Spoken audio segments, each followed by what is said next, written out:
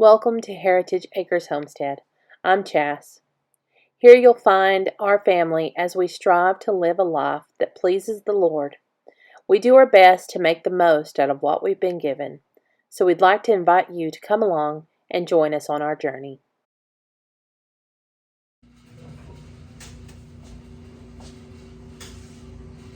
Good morning, y'all. I'm going to show you how I take skimmed milk and turn it into a quick mozzarella.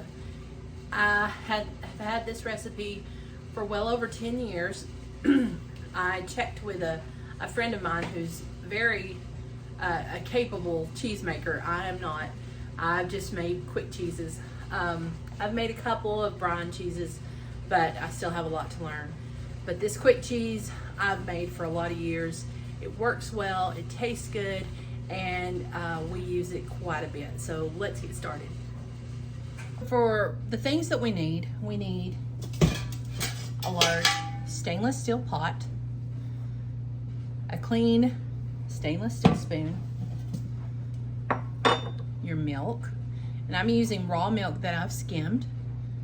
You need citric acid and rennet, and that's all you need for this quick mozzarella. So the recipe I'm going to make is for a gallon, but I'm making 2 because I'm making an Italian dish tonight that I need cheese for, and probably pizza at some point this weekend, and I'll need cheese for that too. So here's 8 cups. That's going to go in my pot. I'm just going to measure all this out, and then we'll move on.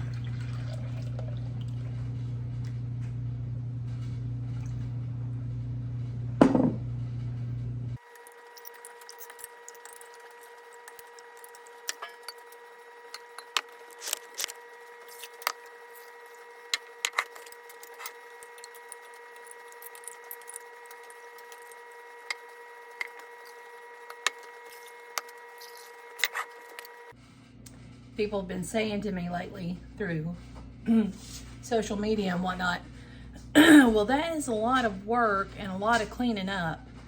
And I'll tell you what my mama always told me. She didn't make cheese when we were growing up or anything, but she was always a good cook and always a good housekeeper. She'd just say, clean as you go. So, and that's what my nannies did too.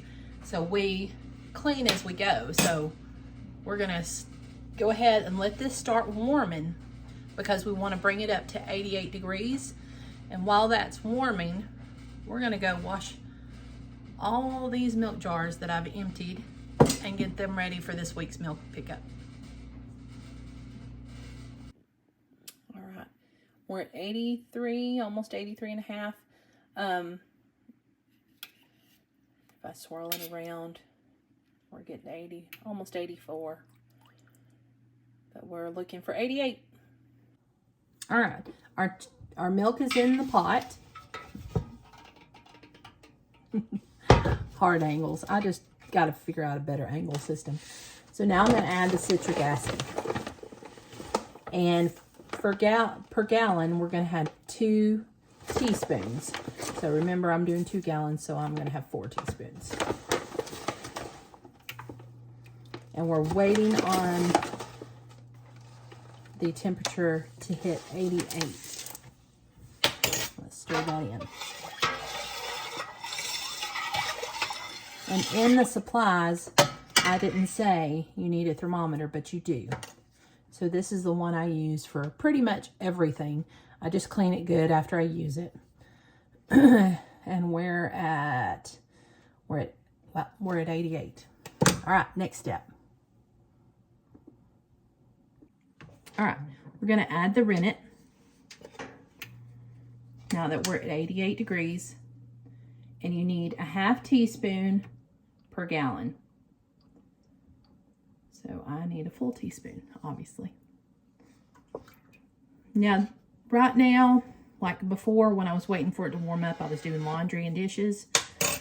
But now you want to kind of be here with it and just let the pot, you know, be agitated as you're letting it warm up, because we're going to get to 105.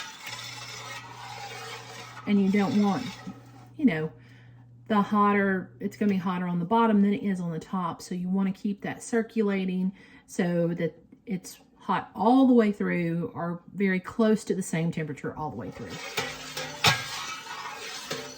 So I'm just going to stand here and watch it. It's only going to take a few minutes.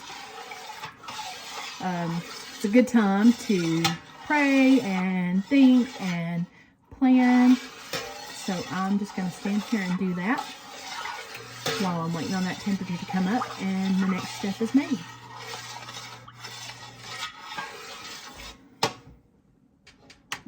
Now you may not be able to see it just yet. Back up just a little. But we are starting to get a little bit of coagulation, which is exactly what we want, because those cheese curds are going to start forming and they're going to start pulling away from the whey. Let's get the thermometer here. We're at 93.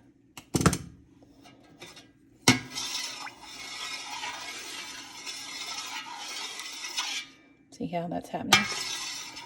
It's such a fun process. Those are your cheese curds.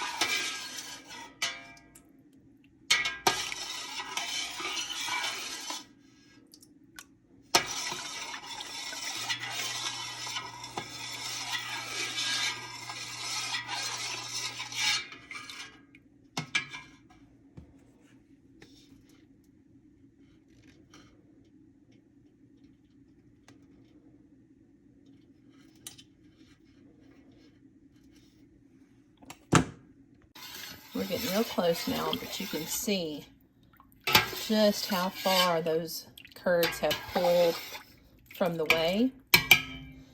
Let's check the temperature again. We're at 100, so just a few more degrees, and then we're gonna let it sit. All right, we're actually at 106, so I'm gonna pull this over off of the hot eye. Turn my stove off. Take out a spoon and cover it up. It's gonna sit there for a good 20 minutes. All right, y'all, it's been 20 minutes. We're going to ladle out our cheese curds, and then we're going to warm that whey up. We want to get it to about 170 degrees. So let's go get something to ladle out the curds.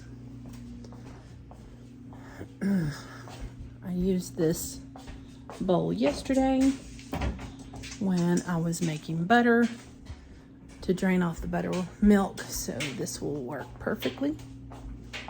So let's get this set up here.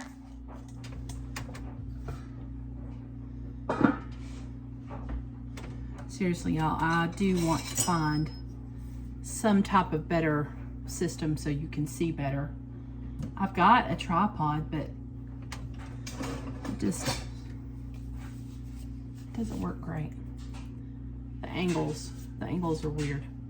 All right, so I'm gonna take my slotted spatula thing here, and I'm just gonna, that way I can drain. Let me pull this over so you can see better. Just gonna plop the curds in here.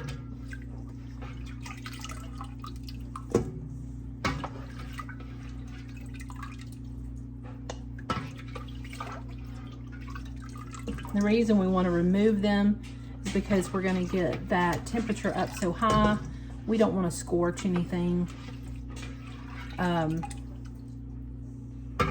Again, this is a quick mozzarella. There's one, I think a more traditional, I think Kate told me that it takes about an hour.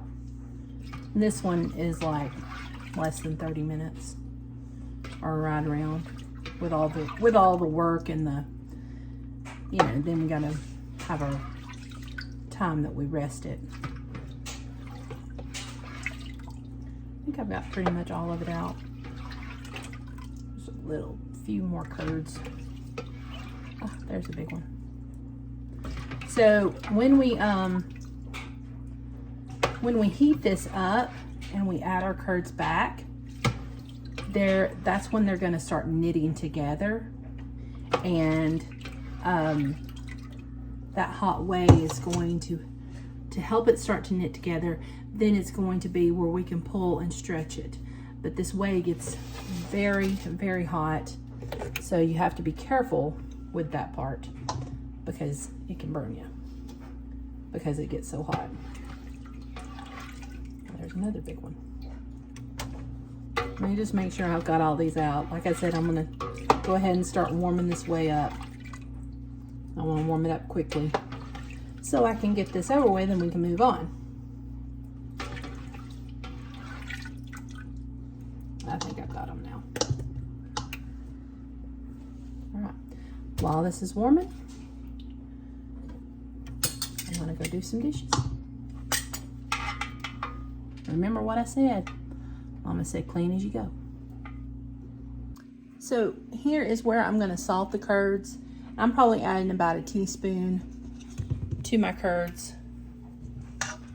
I'm just gonna work that in before I put it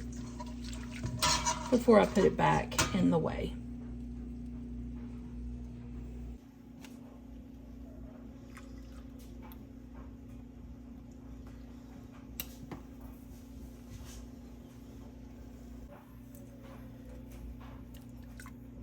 The whey is up to about 155 or 160.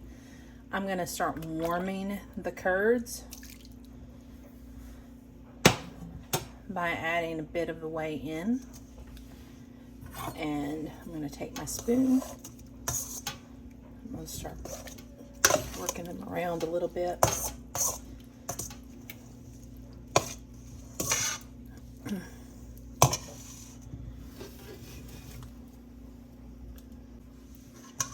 Now there's two schools of thought on what you can do here. You can pour the whey over the curds,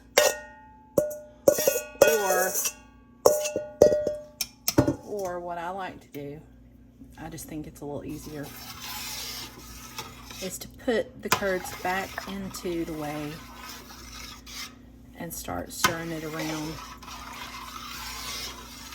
Of course, you're not going to let this, stop and be still because it is so hot. You don't want to give it a chance to scorch on the bottom.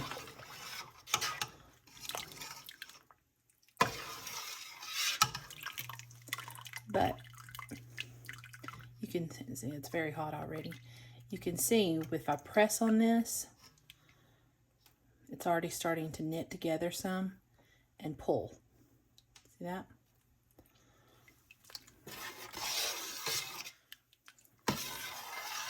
We're going to keep on stirring until we get all the curds to come back together in one ball.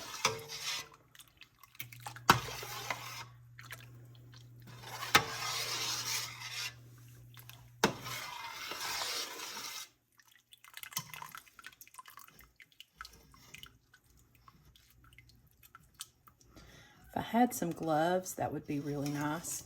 I just don't. So, gently see how that's working together.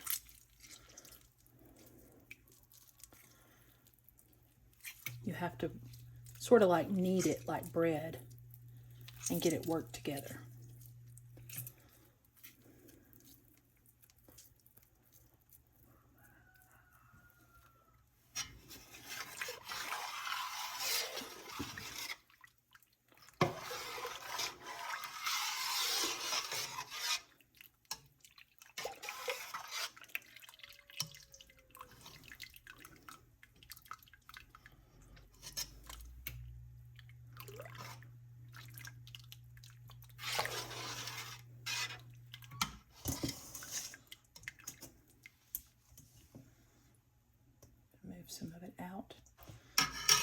how to work it.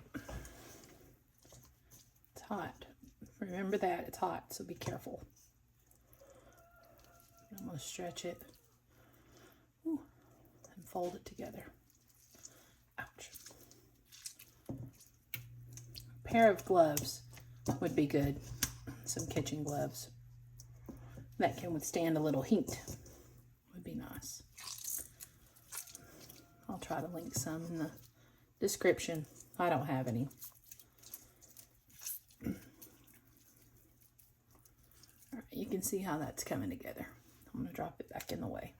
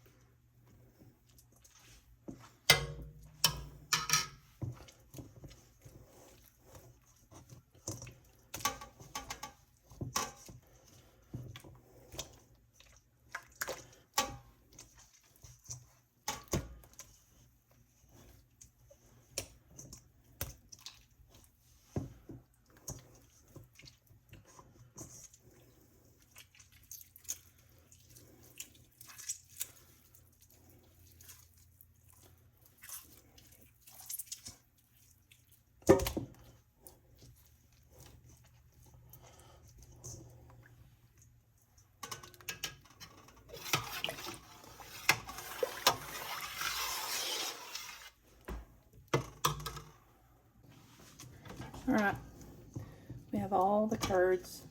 I have some hot whey in here in this bowl. I'm just going to get them all squeezed together.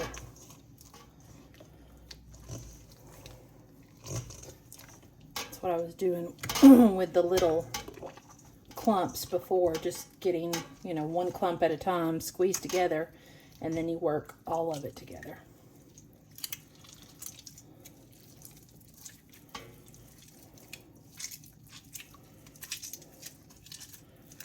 And if it starts getting too, you know, like not wanting to hold, then you just get it hot again in the whey.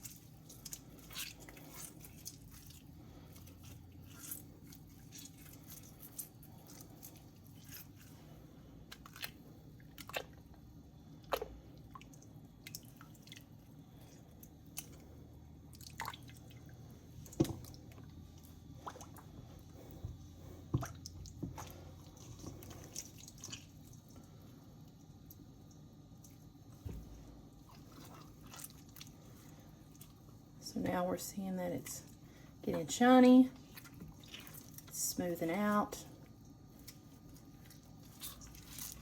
So I'm just going to roll this up into a ball and call it done.